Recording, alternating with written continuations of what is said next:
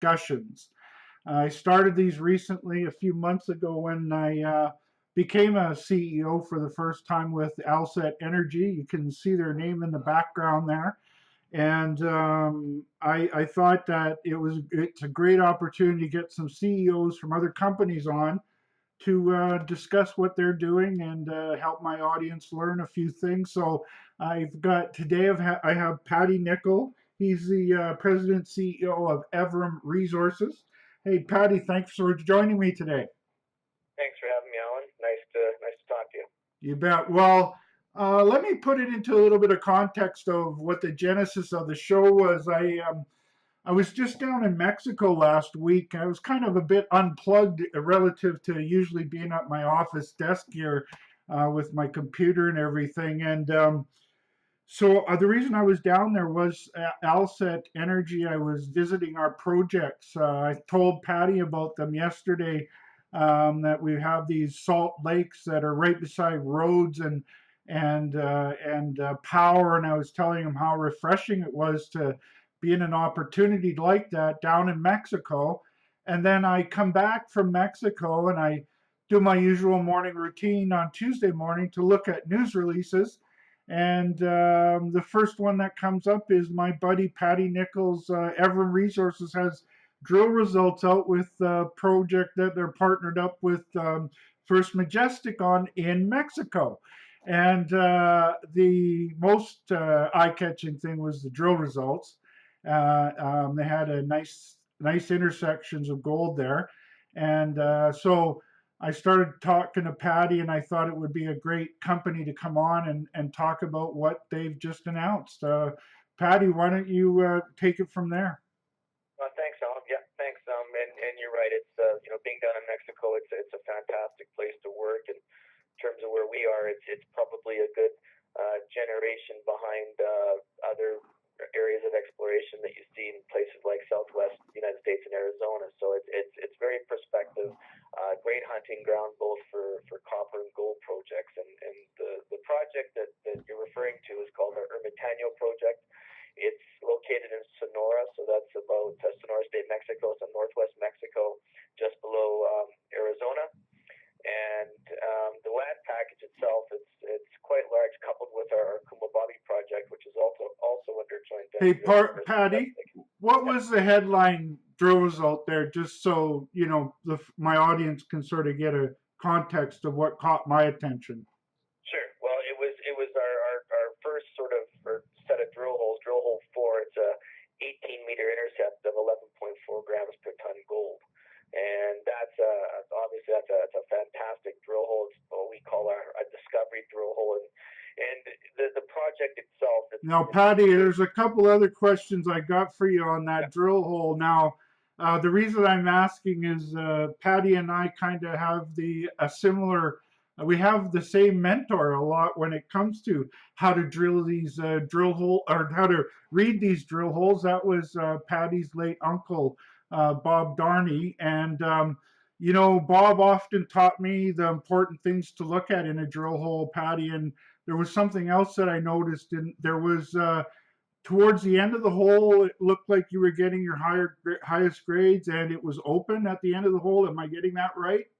Yeah, exactly. The zone itself is open in all directions, and what you're seeing in this type of sort of style of mineralization, it's an epithermal target, and you're into this sort of classic type oiling zone that you see, which you get these bonanza grade zones or areas of mineralization, and clearly the drill hole has tapped into that. And so the first 4 holes clearly indicate that you're in the top of a very robust system. As we were having that chat yesterday, Patty, and you were explaining it, I was having a couple chuckles along the way. One, because this is a very similar sounding situation to a company that I discovered in my reports years ago as in their very first drill holes. It was a company called Extore. They were down in Argentina. That was until they drilled off a deposit and then got taken over. And it's the same kind of epithermal veins field story that they hit. And that first drill hole, once I kind of put 2+2 together, it really caught my attention with Explorer, and that's why I wanted to get you on. This is fresh news on a new discovery that's, we're brand new into a couple holes into it. Yeah, yeah, exactly. I think one of the things you said there, the key things that you're in a vein field, and there's a lot of exploration potential there. And this is, like I said, the first 4 holes. Now, the northwest corner of that main field is in an area that we do not own. It's on a piece of ground owned by First Majestic Silver, and they have the Santa Elena mine, which is about 3.5 kilometers from where this drilling took place. And as you know, Alan, we're under joint venture with First Majestic, and so what we're facing here is a situation where if a deposit or resource is drilled off here, and and mining permits are obtained, then this becomes more about the economics of this becomes much lower in terms of getting sort of rock and ore to the mill to get processed. So Yeah. the near term, short term value creation becomes. Patty, you're going back. You're going back to the fundamentals of what we were educated on this business, right? You're talking about the accessibility, all of these things are part of the equation, and that's Correct. tremendous that there's a mine right there. You mentioned the JV that you have with First Majestic on this project. Why don't you explain that to us, and what's so the audience knows what the deal is here? Yeah. So the deal itself was actually struck back by the predecessor company, which was Silvercrest, and they owned the Santa Elena mine up until the point at which First Majestic took them over. And so the understanding was that they had a 5-year window to discover and develop resources in the Ermitaño project or in the camp itself, with the idea that by January of 2019, they will have a resource coupled with mining permits and a production notice in place for them to take it into production. So they will end up with 100% of the project, and it's subject to a 2% net smelter royalty and NSR that's payable to Evrim. Is there a buyback provisions on the NSR, Patty? No, that's free and clear. And yeah. So, and that in itself becomes much more valuable from our perspective if there is ever an incident, or not an incident, but a situation where a third party wants to come in and acquire that, then you're basing the value of the royalty on some sort of discounted cash flow, as opposed to reducing half of it for $2 million type of thing. It becomes a much more valuable proposition. Well, all NSRs are, Patty. You and I went through the 90s, and remember one of the best performing companies was two companies were Euro Nevada and Franco Nevada, and they built their history on NSRs. And so let me get this in my mind correctly, Patty. They've got quite a bit of work that they have to do between here and in January 19. It seems to me that you're going to be a pretty tremendous flow of news to move things forward for them to earn that 100% interest in the joint venture. Am I getting that correct about needing, a lot of work that we should see a flow of news here? Yes. So right now, there's the remaining holes from the first half program still have to come in, and I think you're going to see them somewhere coming in between the end of this month and during February. So we'll get those results. But on the heels of that, I think we're going to see a much more expanded program. And my feeling is that somewhere around 10,000 meters is sort of what the initial plans are for drilling at Ermitaño West. It's not a huge area, so getting 10,000 meters in that main field is something that's quite substantial, with the scope of twofold. One is to expand the zone of mineralization that they have, but it's also for resource definition, which is what First Majestic will need if they are going to go ahead with trying to get the required permits over the next couple of years. So how much it's going to be busy. How expansive has the prospecting being to look for outcrop of that gives you an indication there is a field there of these veins. Well, the size of the vein field itself is roughly, sort of 5 kilometers by 5 kilometers type of thing. It's quite robust. The Santa Elena sits at the far northwest corner of that vein field, and a lot of that, most of it, in fact, extends onto the Ermitaño project. And so within that area, we've also identified what we call the Durazno zone, which saw an initial round of drilling a couple of years back. Also Ermitaño East and another zone called Beta Valentina. But clearly, the Ermitaño West area is the one that's giving us the best mineralization. And we've only drilled into one of the principal veins that's on the project. There's more to look at. How many, I don't exactly know, but within the vein field itself, small veinlets and that sort of thing could also carry a decent amount of grade. So, does this become... You have to chase them all down in this kind of a situation, Patty. You don't know what is maybe considered a BRC target that ends up turning, that's in fact what happened with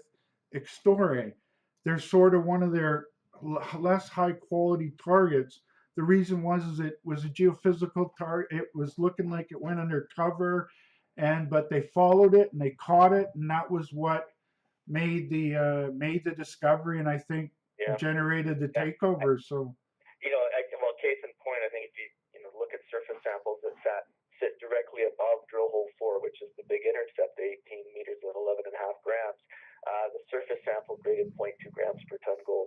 So it wasn't a barn burner by any stretch. It wasn't exciting, but certainly that gives you an idea of sort of this classic nature of these deposits. You have this sort of vein field that sits on surface that might not look like a whole lot, but once you get into the boiling zone, that's where the action happens. Yeah, well, I like the sounds of that, Patty, and so I think you've given us my audience here a really good rundown, Patty. I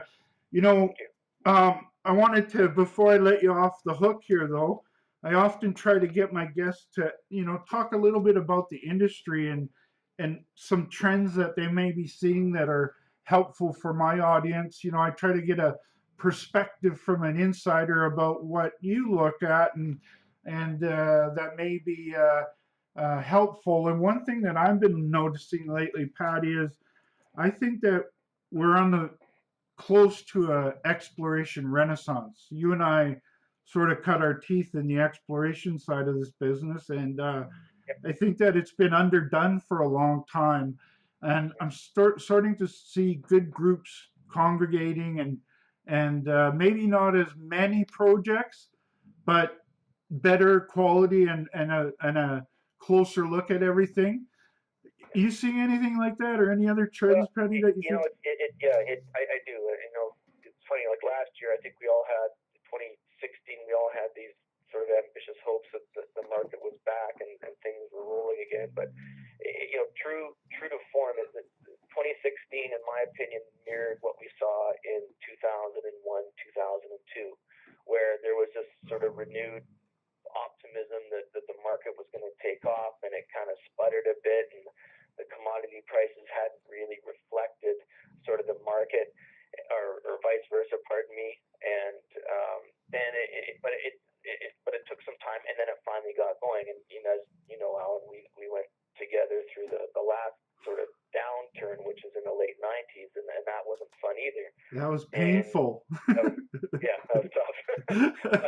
but we went through that in 2001 and 2, where they were better, but they weren't great. And then by the time 3 hit, then you were off to the races. And I think 2017 is going to be similar to 2003. And so Patty, I like your read, because one of the things that I've been harping on since the beginning of 2016 is that I think we're in the beginning of a multiple year bull market for gold that could rival the one we saw from 2001 to 2011.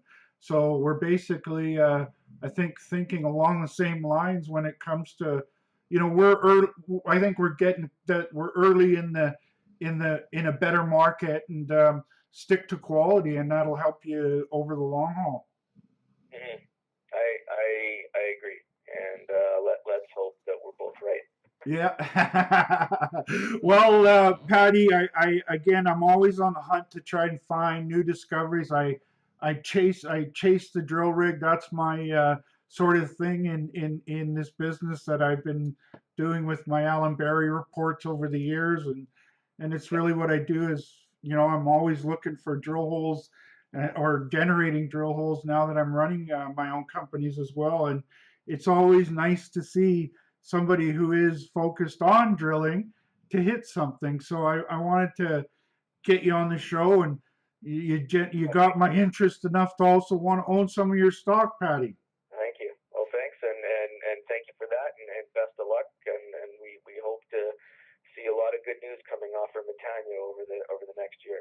Excellent, Patty. Thank you very much. Next time I'll get you on, we'll have some more news. We'll have a little more time, and we'll talk about all your various projects. And I also want to invite everybody to go give Patty a call. Patty's an open guy. He likes to talk about his company and what they're doing. And also visit their website at evrimresources.com or CA, Patty. .com. .com. evrimresources.com. You'll find their phone number on there. Give them a call. Patty's got a lot of good projects. They've been working hard down in Mexico for a long time, and I always like to see those that put in the work to get success with the drill rig, and Mother Nature helping you out a little there, Patty. Absolutely. All righty, man. I'm gonna wrap things up, and you can hang up now, Patty. I'll just close off the show, and we'll talk to you soon. All right. Thanks, Alan. Have a good day. You too.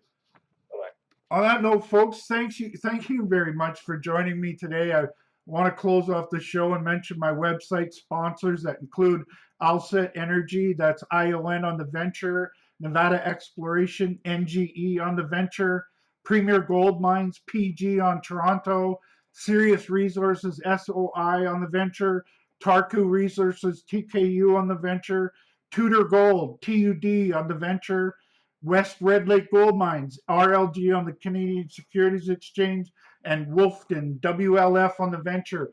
You just look below the screen and you'll see links to all of them. Go check them out. They've all got good stories, and do your homework on those companies. Again, I want to thank my guest, Patty Nickel. I want to thank my sponsors for making these shows possible, and for you, the audience, for making me want to do these shows and having somebody to talk to. Have a great day, and we'll see you talk to. Have a great day, and we'll see you talk to. Have a great day, and we'll see you talk to. Have a great day, and we'll see you.